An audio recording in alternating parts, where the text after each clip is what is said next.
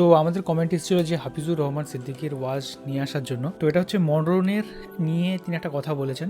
তো চলো শোনা যাক এই ওয়াজটা তিনি কি বলেছেন, জানতে পারবো এই ভিডিওতে। সাহাবায়ে কেরামদের নিয়ে নবী একদিন বসলেন আর বলতেছেন, সাহাবায়ে কেরাম, মরণ কোন দিন হবে জানি না, তবে বলো তোমাদের মরণটা কত কাছে মনে করো না দূরে মনে করো। একজন সাহাবী বলেন, ইয়া রাসূলুল্লাহ, মরণটারে আমি কতটা কাছে মনে করি, ফজরের নামাজ আদায় করার পর আমার অন্তরে ভয় লাগে জোহরের নামাজ পড়তে পারবো কিনা, এর আগে আজরাইল এসে রুহুটা নিয়ে যাবে। আর একজন সাহাবী বলেন, ইয়া রাসূলুল্লাহ, আমি জোহরের নামাজ আদায় করিয়া ভয়ে থাকি আসরের নামাজ আদায় করতে পারবো কিনা, এর মধ্যে আজরাইল চলে আসবে। আর একজন সাহাবী বললেন, ইয়া রাসূলুল্লাহ, আমি আসরের নামাজ আদায় করার পর আমি ভয় পাইতেছি মাগরিব আদায়ের আগে আজরাইল নিয়ে এসে যায়। নবী বলেন, মৌত তো এত দূরে না, আরো কাছে। ইয়া রাসূলুল্লাহ, কত কাছে? রহমতের নবী বলেন, সাহাবারা, আমি যখন নামাজ পড়িয়া শেষে ডান দিকে সালাম ফিরাই, আমার ভয় লাগে বাম দিকে সালাম ফিরানোর আগে না জানি আমার আজরাইল এসে যায়। মরণ থেকে যতই পালাও মরণ তোমায় নিবে ঘিরি, যদিও সুদূর আকাশ পানে লুকাও সেথায় লাগিয়ে সিঁড়ি। নদী পথে নৌকা চালাও ও মাঝি ভাই, বেলা ডোবার আগে আমি ওপার উঠতে চাই, ডুবে গেলে বেলারে আর উঠে না, ভেঙ্গে গেলে মেলারে আর জমে না। মায়ার নবী একদিন বলেন, ও সাহাবায়ে কেরাম, কখন কার ডাক আসবে বলা যায় না, আমার কাছে যদি কারো কোনো পাওনা জিনিস থাকে নিয়ে নাও, আল্লাহর আদালতে যেন কোনো ঋণই থাকতে না হয়, কারো ঋণের বোঝা নিয়ে দাঁড়াতে চাই না। সাহাবায়ে কেরাম ভাবতেছে, কিছু পাইলেও কি রহমতের নবীকে বলবো, ওটা তো আর পাওয়ার চিন্তাই করব না। কিন্তু একজন দাঁড়ায় গেলেন, দাঁড়ায় বলেন, ইয়া রাসূলুল্লাহ, আমার একটা পাওনা আছে আপনার কাছে। কি পাওনা? বলে, ইয়া রাসূলুল্লাহ, আপনি একদিন আমার শরীরের মধ্যে একটা চর মেরেছিলেন হাত দিয়া হালকা ভাবে, এমনি।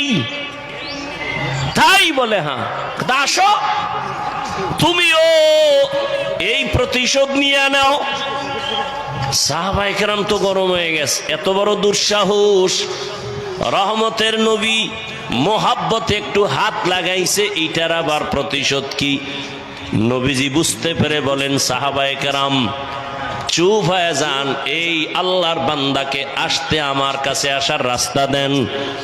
সামনে এসেই কয়, ইয়া রাসূলুল্লাহ, আপনি আমার গালের মধ্যে যখন একটু হাত লাগাইছেন তখন আমার শরীরে কোনো জামা ছিল না।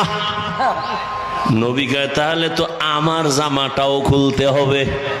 কেমন মায়ার নবী আমার! নবী কয়, আসো।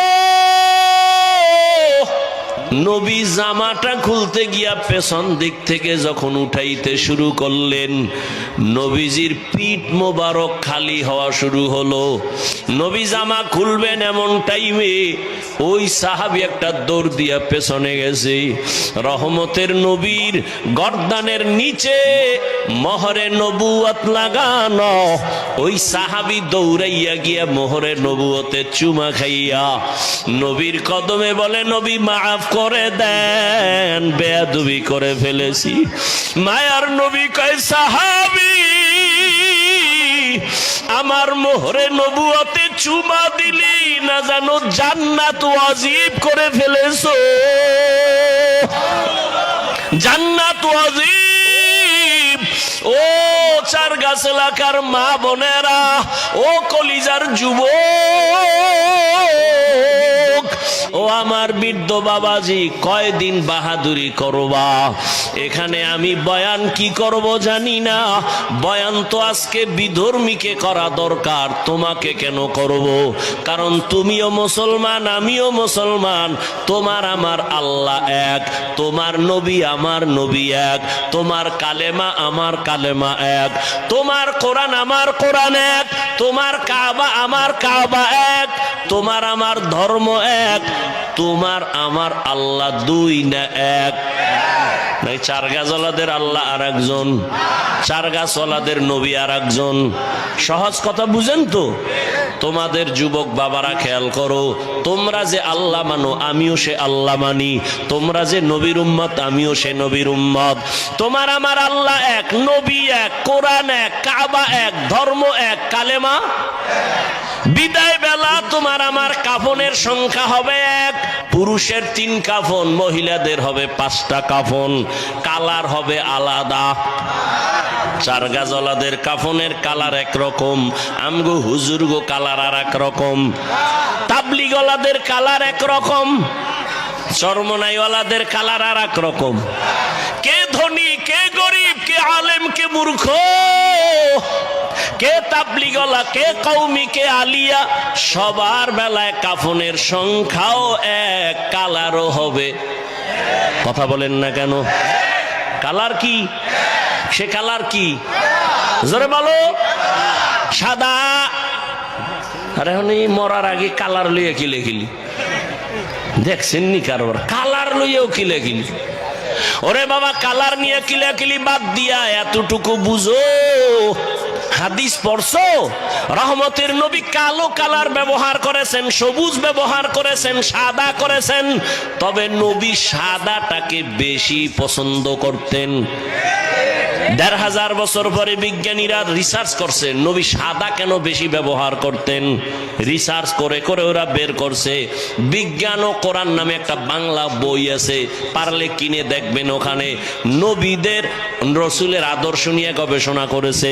রহমতের নবী সাদা ব্যবহার করতেন, পছন্দ করতেন। কেন? এই জন্য নবী যা করছেন, আমি যেটা করি করি না করি না করি, কিন্তু কোনোটাকে হিংসা করা যাবে না। কট্টরপন্থী হওয়া ভালো না। দিলকে বড় করো। একা জান্নাতে যাবা কেন? সবাইরে নিয়ে যাও। কি হাফিজুর রহমান রে গালি দিলা 13টা, তাহাজ্জুদ পইরা দোয়া করছো কয়বার হেদায়েতের? রসুলের আদর্শ কি? দিনের বেলা দাওয়াত দেয়, রাতের বেলা যায় নামাজে কাঁদে, আল্লাহ আমার মক্কার মানুষগুলোরে হেদায়াত দাও। যেখানে জিব্রাইল নিজে আইসা আল্লাহর অর্ডারে কয় নবী। আম্মাজান আয়েশা রাদিয়াল্লাহু আনহা, যে আম্মাজান আয়েশার সাথে 6 বছরে নবীজির বিবাহ, 9 বছরে আম্মাজান নবীর ঘরে আসলেন। 18 বছর যখন আম্মাজানের বয়স, তখন নবী চলে গেলেন। হিসাবটা বুঝে থাকলে বলেন, আম্মাজান নবীর ঘর করলেন কত বছর? বলেন না কেন? আমগো দেশে তো 18 বছরের বোনদের বিয়েই হয় না। এর মধ্যে আর এক দলে আগুন লাগায় কয় বাল্য বিবাহ বন্ধ কর।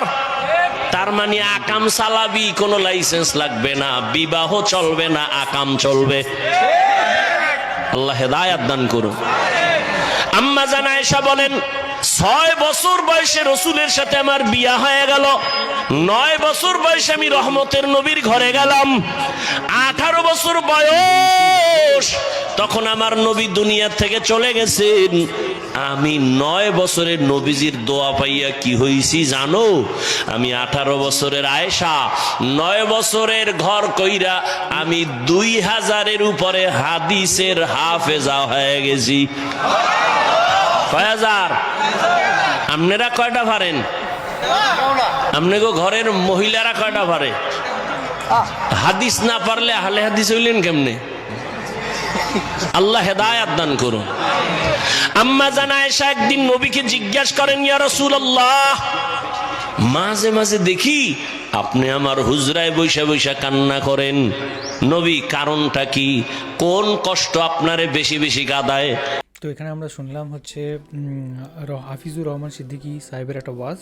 তো উনি এখানে বললেন যে মরণ যে কত কাছে, তো সেই জিনিসটা তিনি এখানে এক্সপ্লেন করলেন। এবং মরণ সত্যি প্রত্যেকের অনেক নিকট, এবং তিনি এই জিনিসটা সাদৃশ্য করে বললেন যে যারা হচ্ছে সকালে নামাজ পড়েন আবার সন্ধ্যের যখন নামাজ পড়েন তার মধ্যে ভাবেন যে